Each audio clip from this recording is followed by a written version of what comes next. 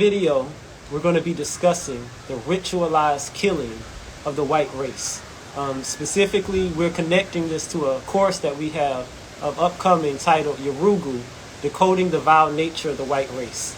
And we encourage our brothers and sisters to RSVP for that course, because not only will we be talking about ritualized killing, but we'll be talking about health, family, sexuality, religion, mythology, psychology, all the different aspects that make the white race distinct, and distinguishes them from Africans. We'll be discussing in this course. Right. So, but for this video, we're going to be talking about ritualized killing, okay? And what that means. And what that means, okay? And so this video will be titled No Trigger Warning, Ritualized Killing in the White Race. Now, why do we call this No Trigger Warning? All right, so we know that we live in a society where our people have been so traumatized and so kind of terrified by the influence of white society that they become very kind of hesitant and squeamish. Desensitized. Yeah. And they don't want to look their enemies in the face. They don't want to look at the type of beast that they're dealing with when we're talking about white society. Right. But our argument is, if we truly wish to assert ourselves as Africans, if we want to assert ourselves as independent and sovereign, then we have to develop the courage to look our enemies squarely in the face and decode them. Meaning learn their asili, learn their origins, learn their evolution, and then be able to act intelligently in response to that. Meaning we have to be more strategic and we have to be more self-loving. Right. But so we can't afford. So we just really can't afford at this point in time to accommodate our triggers, right? Our triggers are trying to communicate things to us, and when we seek out trigger warnings, or when we look for to be, advised before we go into something, we're really not dealing with why, it is that way in the first place. So we need to be triggered in order for us to move into the place that we need to be, which is away from the people who are causing us so much turmoil in our lives. Right. So these trigger warnings, we got to get away from that. Yes. And we have to remember that ignorance of the enemy makes us more susceptible to falling prey to the ritualized killings that we're talking about. Because we're dealing with psychopaths, right? So psychopaths, they don't just want somebody who assumes that they're going to be killed or assumes that they're going to be hurt. They literally target the people who have no idea that there's a predator right next to them. You see, those are the people who they particularly would prefer to kill because they're psychopaths. So we have to understand we can't afford this level of ignorance anymore, because we're starting to see our people who have no idea who white people are but continue to frequent their presence. Those are the ones who were killed. Those are the ones who were dismembered. Those are the ones who were lynched. Those are the ones who were just annihilated because they were in the presence of the enemy. They were in the presence of a psychopath and had no idea. And that's exactly what the psychopath and the predator wants. They want to lure you in with this unassuming, demeanor, this nice demeanor, this welcoming demeanor, so that they can feast on our presence. Right? So we have to be more mindful, and this is the reason why we created this class. This is the reason why we talk constantly about who white people are, because every day our people are being killed by these people. So it would be strategically retarded for us to change the subject. You see, we have to keep talking about this because we keep seeing our people falling prey to these beasts. So we created this class. The class, like Baba said, we go in depth on the signs, the psychology, the health, the religion, the mythology, the sexuality, all of those things we go into depth in the class. But today we're going to be talking about specifically the ritualized killing and how that affects us as a people. Yes. So from the beginning, we want to define, what do we mean when we say ritualized killing? Because ritualized killing isn't ordinary killing. It just isn't a killing that happens without any type of cultural basis. Right. But this is something that the white race needs as a factor in their genetic survival. Right. It's a sacrifice. To their God. Right. So we define ritualized killing as any group killing or individual killing carried out by whites against blacks, inspired by ancestral memory for the purpose of genetic survival. Okay? So the two key things we want to take from that definition is, one, ritualized killing comes from a deep well of ancestral memory. Yes. Meaning these are killings that are inspired by experiences in the caves, experiences in the Caucasus Mountains, environmental scarcity, environmental lack. So whenever you see a ritualized killing, they're going to have all these signatures that show that this is a type of killing that could only take place and only be committed by someone who is reared in a environment of depravity. Yes, you know, a scarcity environment. And the second part was the ritualized killing is carried out for genetic survival. Okay, and this is something our master teacher, Dr. Francis Cress Welsing, teaches us, is that whites suffer from chronic genetic anxiety, meaning they're always afraid of genetic annihilation at the hands of the black race because we're genetically dominant. So to accommodate that genetic anxiety, they will always carry out these group killings or individual killings in the form of ritual. Okay, meaning it gives their sense of reality and order that it otherwise wouldn't have. It gives their life meaning. It gives their life just like meaning. Ritual gives us our lives meaning as well. When we ritualize, you know, pouring libations, or when we ritualize praying before we eat, like these things give our lives meaning. So when we say ritual, we're not saying these are like whoops, I slept and I accidentally killed a black man or I accidentally killed a black woman. No, these things give their life meaning, which means you cannot negotiate your way out of this with these beasts. You can't negotiate. The only way you can combat this is to be aware, decode, and prevent interactions with them. And so quickly, I'm gonna just list out a few bullet points. And these are kind of the methods of killing that ritualized killing often takes. So you can distinguish it from non-ritual killings. So ritualized killing often involve an element of dismemberment, burning, hanging, public display of the body. Think like crucifixions. Plus a celebration, meaning the whole society celebrates. They having picnics. They having fairs where people like roast the body, and it's a huge crowd of thousands of people.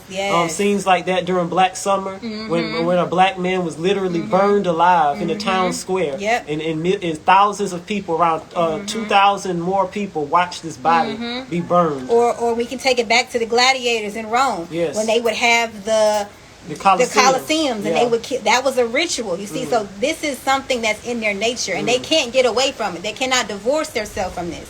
So when we see these types of killings, we can't just be like, oh, it's just a murder. No, this was a ritual. This was a sacrifice to their God.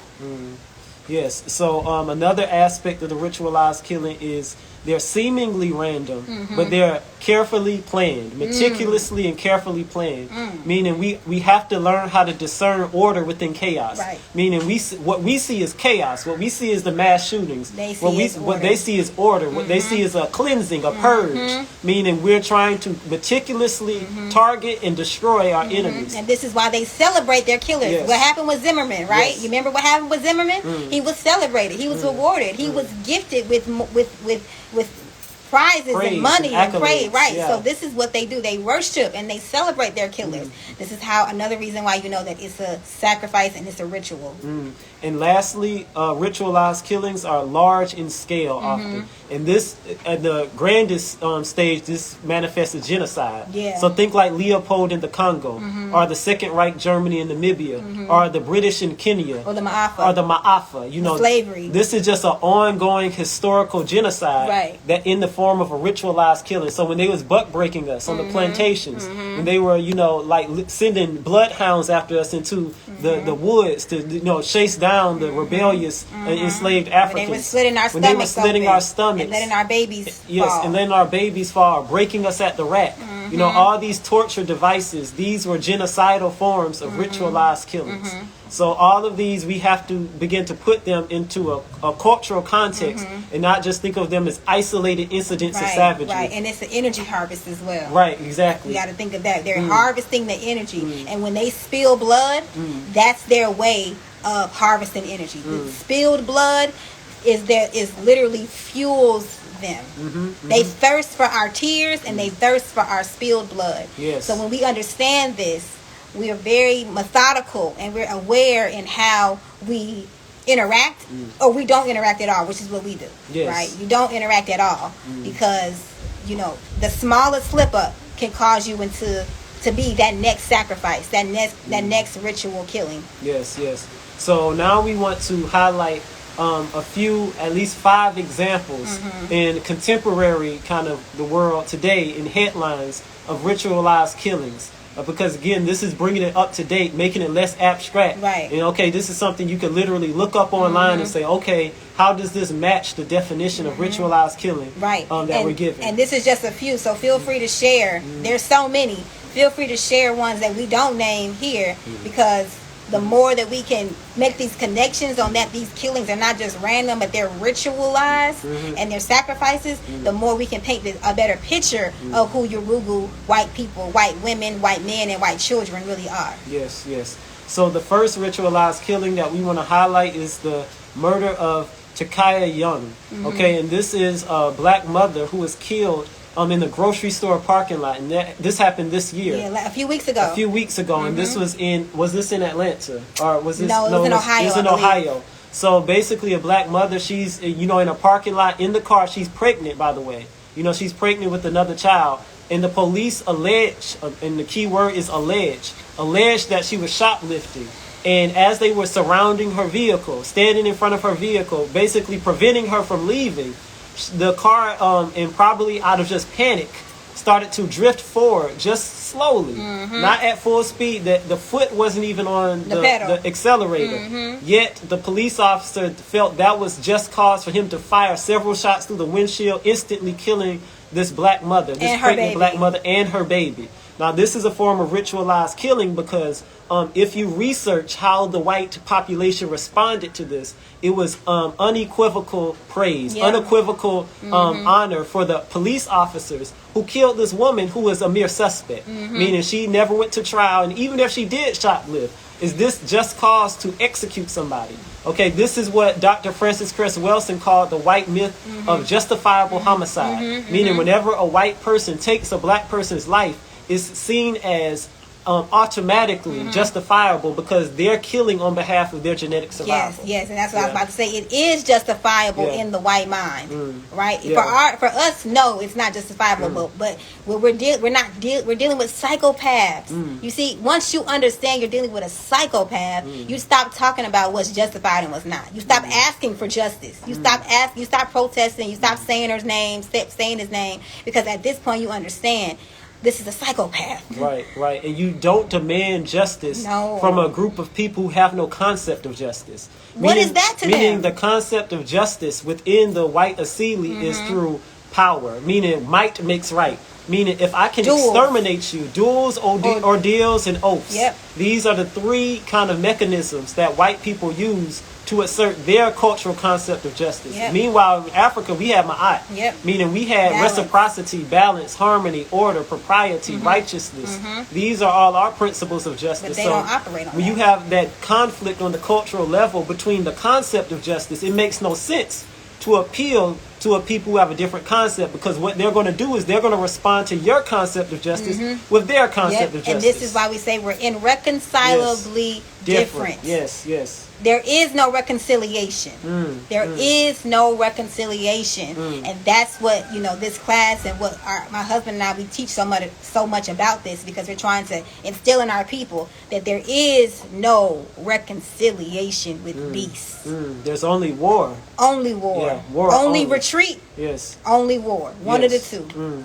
So the second ritualized killing that we want to highlight, and this one is specifically interesting because of the gruesomeness of it, is the murder of a black woman. She was a teacher in Prince George County, Maryland, by the name of Miriam Celia. This also was her body, this was also very recent. Very recent. This happened this year in 2023, and she was, according to news reports, a beloved teacher, and she was kidnapped while she was on a run in Maryland by a white Yoruba, a male, and she was dismembered with a rotating saw. Dismembered. And in fact, they only found she was dead because they had video of this Yoruba dumping her limbs, dumping her remains into a river, and then washing his hands off, washing the blood off of his hands in this lake. Okay, so this is just another example of the dismemberment. that is part of the Yorugu psychology when it comes to ritualized killing. Very methodical, very intentional. What we have to go back to is understand when we're dealing with dismemberment, okay? When we're dealing with people who dismember bodies, they are also eating and consuming them. Yes, okay? yes. You do not dismember somebody's body for fun. You dismember it so that you can consume it. And we know that they were doing that and have been and never stopped doing that because we have stories and we have evidence of them doing that with us during slavery, and as well as in the ice with themselves. They were eating themselves. They were eating their own children, their own wives, their own grandparents. So this is not new, but what we have to understand is that news story doesn't say anything about consumption. But guess what? All the white people know. White people knows what it means when somebody's dismembered. Specifically, a black person is dismembered. They knew, but they're not going to release that, right? Because there's just certain things that they don't want to normalize in the open yet, because that's about to become a normal thing eventually. But what we have to understand is this is a level of intentionality that we have never seen as a people, as black people. And we have to remember the dismemberment was also very crucial in the lynching of our people. Meaning, whenever an African man or woman would be lynched, they would cut off pieces of the African's body and then sell them as souvenirs. And it was even customary, they say, for white boys to give the women who they were seeking in relationships body parts of a black man. So, for example, white men would carry the ears of black men in their wallets, and they would hand these ears, these severed ears, to the white woman to say, this is a token of my love.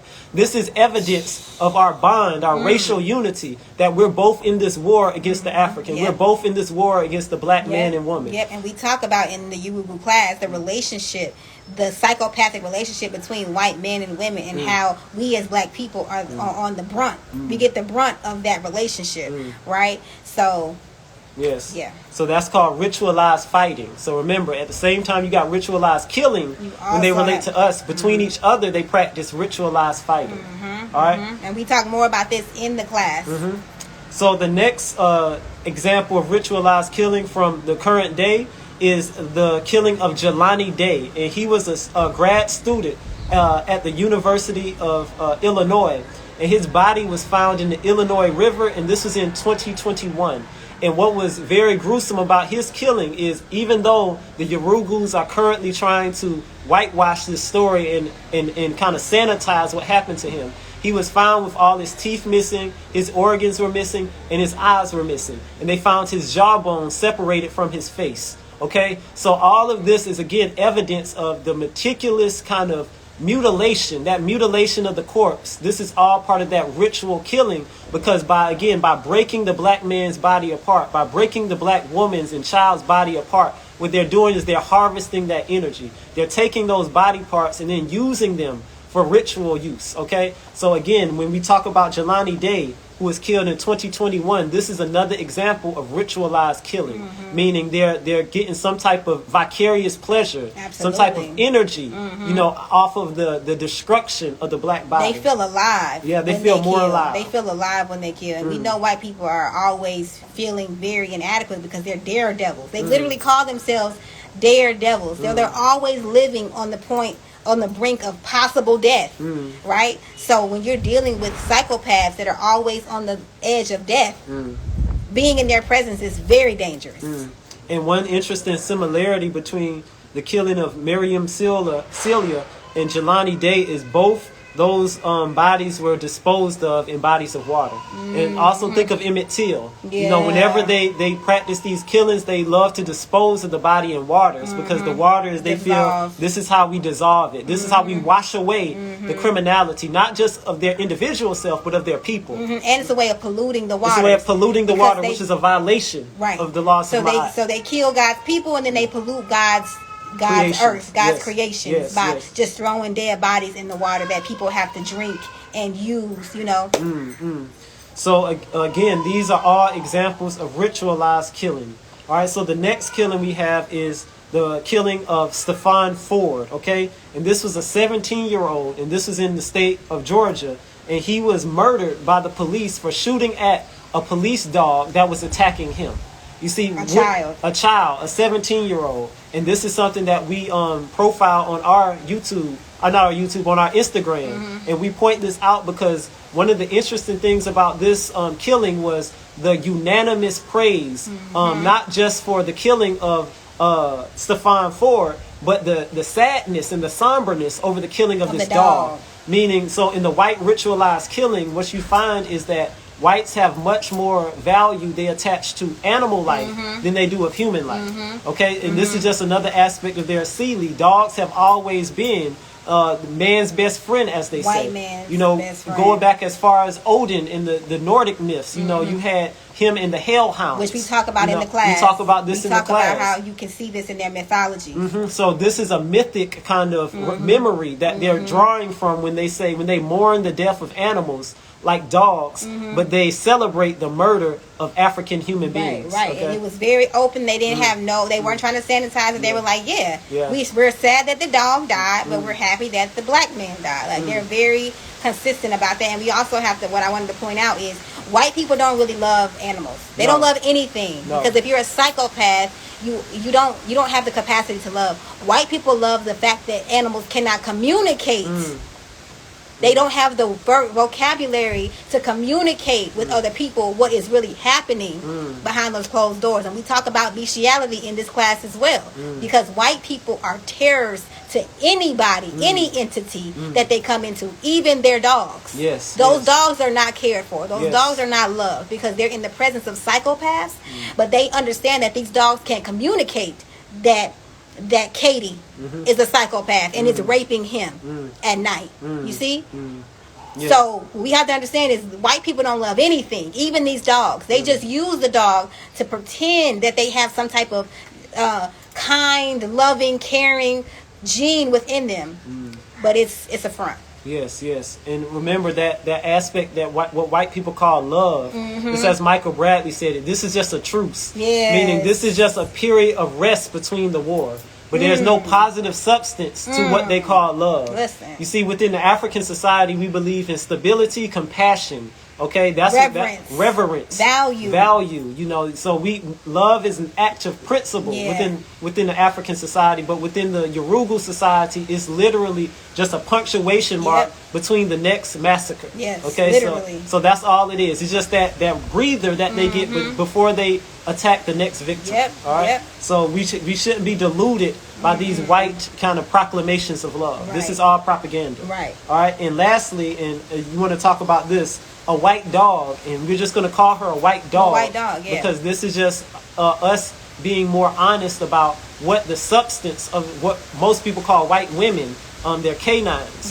So because they're canines, we call them white dogs. So there's a white dog, a two-legged dog in Uganda who engaged in a genocidal campaign killing African children in Uganda. And there's actually a documentary that they're making about this right now on HBO. And this speaks to that Lilith component we've already addressed of the white personality, and we've made a whole video about it. And Lilith is notorious for her murder of children and men. Okay, children and men. And when it came out, it was literally, my inbox was flooded with people sharing it with me because they're like, look, you've been saying this. Look, the white woman, and I'm like, yeah. I mean, but this is one story, y'all. This is one story. So we can't get too hooked on this one dog woman in Uganda.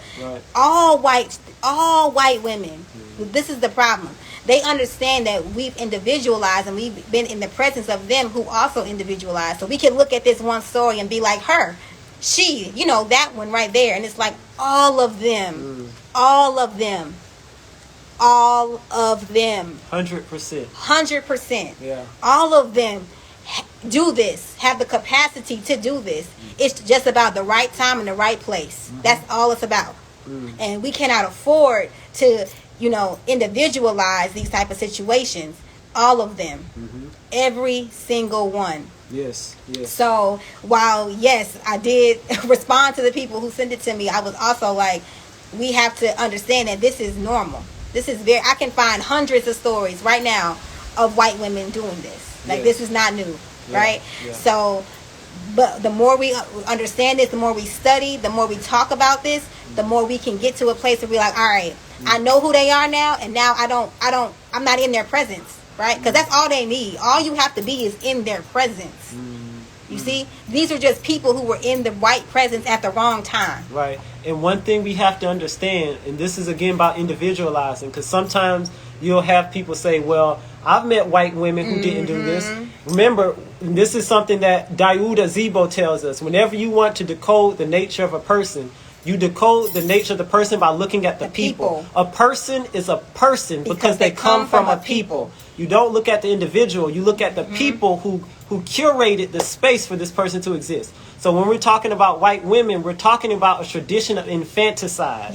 Infanticide, meaning the mass killing of infants. Children. Meaning in Rome, they had a tradition called exposure, where they would take the child to the top of the hill, leave that child to be devoured by the beasts of the forest.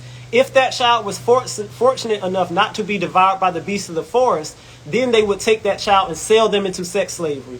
After this tradition of infanticide, when you go to the Middle Ages, what you had white women who were so neglectful that they had to breastfeed their babies to donkeys and goats, okay? And not only this, but in the European society, the white woman also, she was suffocating the baby so much that they had to pass laws because the white woman was doing asphyxiation, meaning the baby couldn't co-sleep with the white mother. It was illegal because they felt if the white woman slept with her baby, she would suffocate them in the crib, okay? Intentionally. And even today, what do we have? We have this epidemic of what they call postpartum psychosis. Right. These are the white women who says, my baby has the devil in them. Now I have to kill the baby because the devil is in my baby. Well, how did the devil get in the baby unless the devil was in the mother? You see? So these are all ways that we have to start thinking deeper and dispelling any notion just because we've met a few nice ones, so-called nice ones, that this somehow is an exception. You know, no, for every rule you have an exception, but that doesn't negate the value of the rule. And we're saying whenever we're talking about rules, this should be structuring how you behave. We shouldn't be forming our personalities and how we relate to others based on exceptions. We should base that on the rules. Right. So yeah, that's perfect. So yeah, ritualized killing is rampant and it's going to continue to ramp up the more white society begins to fall, right? Because this is the only way they know to maintain their societies is by murdering and murdering on higher scales and more violent scales. So the closer the society gets to falling, the more you're going to see these ritualized killings ramp up. So for us, this is very important for us to communicate this to our people because this is why we talk about getting out of their presence because this is only going to get worse. It's going to ramp up. And if you don't have the ability to decode who you are living in the presence of, you are going to fall victim, or somebody you care about is going to fall victim to these beasts, to these rituals, to these sacrifices that are being offered up to the white God. Yes. So it's really important that we understand this. We took a lot of time and energy to make this class. We spent years studying, researching, looking at their texts. A lot of our sources are from them specifically. Right? So we've taken a lot of time and energy to do this, and we don't have to do this, right? We could have easily been like, well, we know who white people are. They'll figure it out on their own. No, you see, because the more and we're still learning today. It's so much that we still don't understand, right? But we have taken a lot of time and energy to be able to convey these things to you so that you can make the proper decisions for you and your family, and you can decide, I learned all this stuff. Do I really want to live in the presence of these people? Do I really want to subject my lineage to these people? Do I really want to take on these traits? Because that's what's happening. Because black people are in the presence of these beasts, of these psychopaths, of these narcissists, of these Machiavellians, because we are in the presence of them, guess what? We're taking on these same traits. So now we're killing our children. Now we're killing our parents. Now we're raping and practicing pedophilia and sodomy and lesbianism and all of it. Now we're doing those things, right? So we have to give you the model of what's been happening and what has been so intentional over these centuries, so that you can now make better and more informed decisions about where you want to continue your life. Right? And if you're going to continue your life at all, because if you choose to be in this presence, we have to ask if you're even living at this point. What is your life? What is exactly? Right. So The RSVP link is in our bio. We invite you to come and learn and ask questions. There will be a Q&A session at the end of this presentation to just understand who you're dealing with and why we need to have more of these conversations. Yes, and ultimately what we're aiming to do is to give you a holistic mental image of who the white race really is. Yes. And when I say holistic, I mean we're looking at it in its entirety. Right. We're not just isolating certain aspects, but we're trying to get as broad a perspective as possible so that you can account for every behavior that they engage in. And not just, this crazy one over here or that crazy one over there, but you can connect the nice one to the crazy one because you're looking at them as a group. Remember, a person is a person because they come from a people. Okay?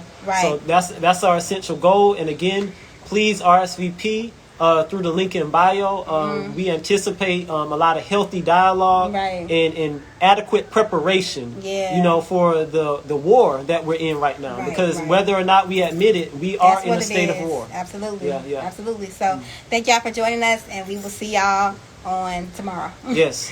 Kwaheri. Kwaheri.